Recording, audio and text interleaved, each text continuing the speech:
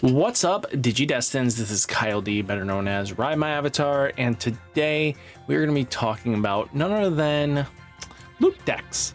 There are now 2 loop decks in existence, and it's kind of funny that now 2 exist. One very much called the New Galaxy Loop, one called the Dog Loop, as they want to name it. So without further ado, let's dive in this video, talk about these shitty interactions, shall we? So for interaction's sake, I'm going to talk about the Mirage Loop and Galaxy Loop as their individuals. You'll kind of get a glimpse of what the deck can do and everything like that, and we can do some test draws or anything like that to show. But first off, let's take a look at it at the grand scheme of things. Let's talk about the new Dog Loop, aka Mirage Loop. This was designed by Eagle X and his group of players with feedback from the concept of this deck. So if we're going to really talk about it, I think we should probably start with the New Galaxy Loop. So the concept was using the abilities of getting Lunamon out with Gaomon to get it underneath the sources. You build a stack. You get to Mirage Galga as your line, and then basically make sure you have a Sayo and Co. with a Homer out on board. We'll explain more of this and showcase this in the later part of the video of kind of where these kind of decks, this deck kind of struggles a little bit, and I'm going to be straight honest with you.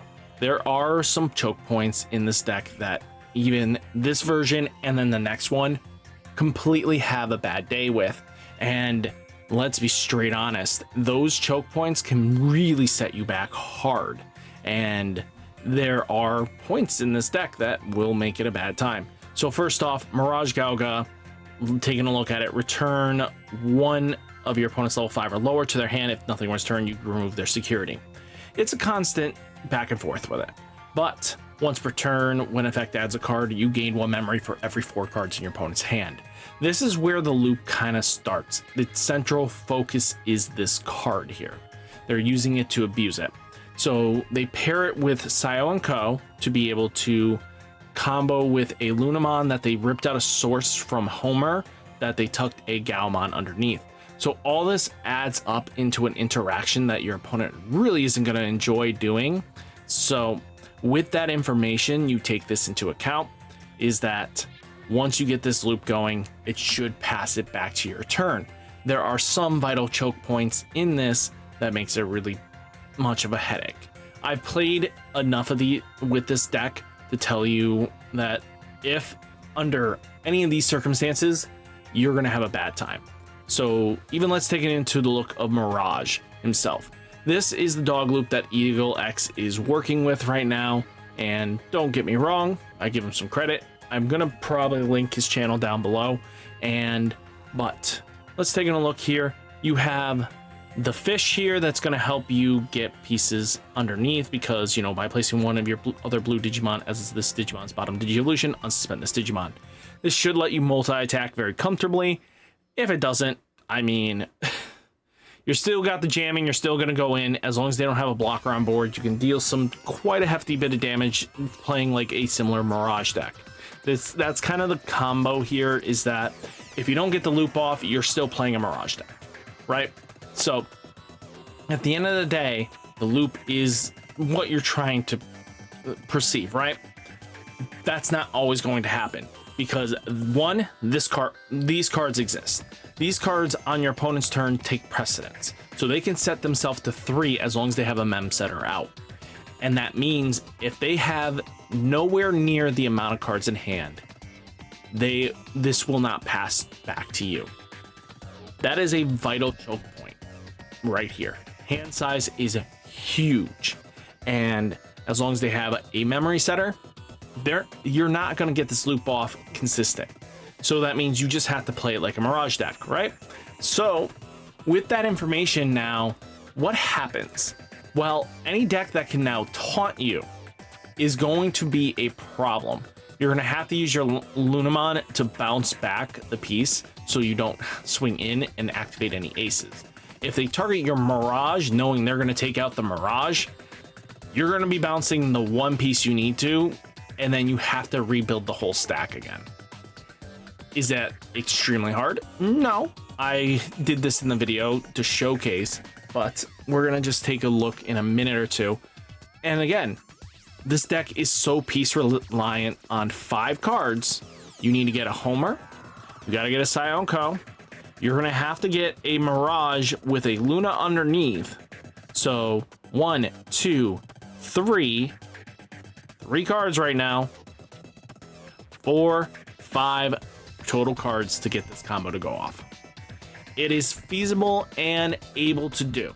It can happen very easily, but the success of the loop really depends on your opponent's board state and if they can answer it.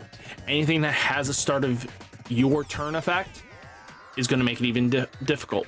There are cards like TK and Kari that basically say if you're at less security, that all this takes is Mirage to take that security and you're going to gain an extra 2 memory. Now your opponent is just staring at you looking pretty when you try to do this loop, because now they went from, if they have a memory setter, from that natural, oh, I only needed to do for 3 memory to go for 4. I need to get 4 memory to come back to me. Okay. Not happening. Not very consistently happening to get that to pass turn if people are just walking into a blind side of a bar. So I think let's get into the video itself and I'll explain a little bit more from there. So as this loads, let's see what we can do here. So first off, this is like only a minute and 40 seconds long. So if we're going to take a look at it, here's the current board state. I asked you to stop. Are you opening like 30 of them? No. So current board state, my opponent has a mem setter. We are on the ultimate evolution. We have a Lunamon that just came out from the Digi evolution to be played. And we have Homer and Sayoko. Basically the perfect setup. This only took me probably 4 turns to get set up. Yeah, so that is a thing. But if you take a look at my opponent's hand size, 1, 2, 3, 4, 5, 6, 7, 8, 9, 10, 10 cards in their hand. That is not enough to take this member setter to bring it back. That is a fact here. Right now, Homer's going to activate. We put the Gaomon underneath. We have the jamming and the shenanigans that we need. This is vitally important. Now, the next step would play the Mirage, because we can't bounce Ragna himself. We're at 2 security. This is very painful. We gain the memory to reset to back to our for 0, and we only gain 2 memory off of that deal. That is not enough to handle what we're going to be facing afterwards. This is factual. I could play anything down to try to get the choke point. I can extend the play here, remove some pieces, but it's just not going to go. I can get 3 memory to come my way. I can't get the 4 right now. The current opponent's hand size is 11. I can bring it up to 12. 13 is the max I can get to. And 13 is not the lucky number to stop a memory setter. I mean, the loop is very powerful, don't get me wrong, but taking a look at this right here and now, I'm definitely struggling here to get this to work. I mean, to successfully pass the turn is like the goal. I couldn't get that with a mem setter. We are at 12 cards in hand. This will set to 0. If you had double Mirage, maybe, but here's the thing. The start of turn effects activate first before you draw. So you get them to 1 extra card, but they don't get that 13 until after all their starter main effects happen. So this now makes it even more complicated because you're only going to gain it at what their hand and what you plus them 1. So we're now at 13 cards in hand, and he's going to win here because I don't have an out to deal with this board state. And I didn't get to Ancient Guru to help bounce him back to hand to reset a little bit. If I could have went to Ancient Guru, we would have been a little bit better because at least we could have sustained and then maybe reset up a stack and got there.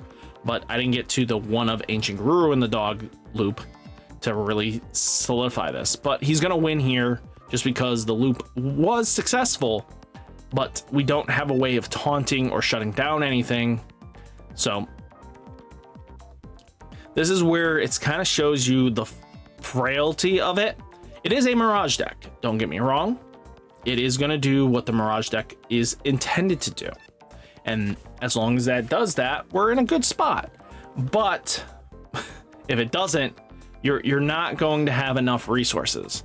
And like I said, this mem setter really hurts. This isn't an easy task to win with at all.